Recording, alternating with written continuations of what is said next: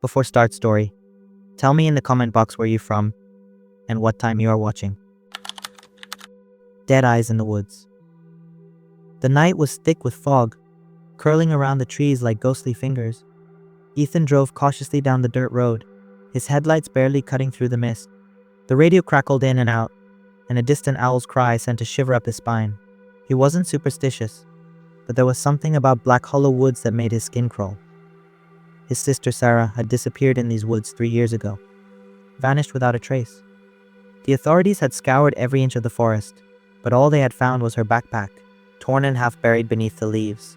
No body, no footprints leading away, just silence. His parents never recovered, and neither did he. Now, he was back this time to find answers. Ethan parked his truck at the edge of the woods and stepped out, inhaling the damp air. The moon hung low, a sickly yellow against the swirling mist.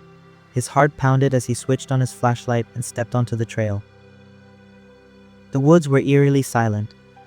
No chirping crickets, no rustling leaves, just the sound of his own footsteps crunching against the dirt path. He followed the old trail markers, the same ones the search party had used years ago.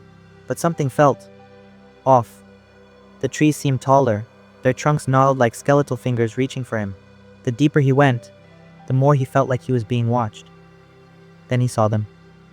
Eyes. Dozens of them, reflecting in the darkness between the trees. They weren't animal eyes. These were human, pale, wide, and unblinking. Ethan's breath hitched as he raised his flashlight, but there was nothing there. Just trees and shadows. A whisper slithered through the silence. His name. Ethan. His pulse thundered in his ears. He spun around, his flashlight beam shaking. Who's there? Silence. Then laughter. Soft, distant, but coming closer. It was familiar. It was Sarah's. Ethan ran. His legs felt heavy, as if the earth itself was trying to swallow him. The laughter twisted into a wail, then into a chorus of voices, dozens of them, whispering, crying, calling his name. The ground beneath him softened, and suddenly he was sinking. Mud sucked at his boots, pulling him down. He thrashed, panic overtaking him, until cold fingers wrapped around his ankle. The hand.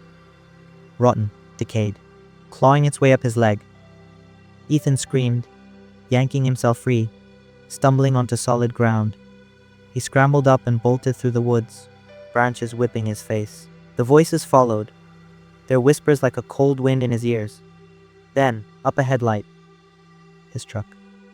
He dove inside, slammed the door, and locked it. His hands trembled as he started the engine. Headlights illuminated the road, but something stood at the edge of the woods. Sarah. Or what was left of her. Her body was gaunt, her skin gray and stretched too tight over her bones. Her eyes milky white, lifeless, stared at him, and she was smiling. Come back, she whispered. Ethan hit the gas, tires spinning in the mud.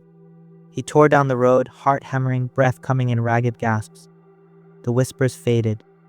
The eyes in the trees disappeared. But in his rearview mirror, he saw her standing there, watching him go. He never returned to Black Hollow Woods, but he knew the eyes were still there, watching, waiting. The nightmares didn't stop. Every night he saw those dead eyes staring at him. Sarah's voice echoed in his dreams, calling him back. He moved to the city, hoping to escape the horror, but it followed him. Shadows stretched too far in the corners of his apartment. His reflection in the mirror sometimes smiled when he didn't. And at night, he would hear whispers through the walls, soft and insidious. One evening, he found muddy footprints leading from his bedroom window to the foot of his bed. Then came the knocks. Always at 3:13 a.m.'s 3 knocks. Then silence. He never answered. But one night, the door creaked open on its own. Sarah stood there, her hollow eyes glistening in the darkness. You left me, she said. Her voice was cold, empty. Sarah, he choked out. You're not real. You're dead. Then why am I here? She whispered. Ethan felt his body freeze as she took a step forward. He couldn't move, couldn't breathe.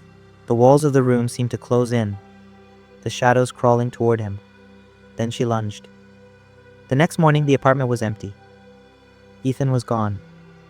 His front door was still locked from the inside. His truck was still parked outside, but the only thing left in his apartment was a message, scratched into the wood of his bedroom wall. Come back. The police never solved his disappearance. The case was closed as missing under unusual circumstances. But some say, on foggy nights, if you stand at the edge of Black Hollow Woods, you can hear the whispers.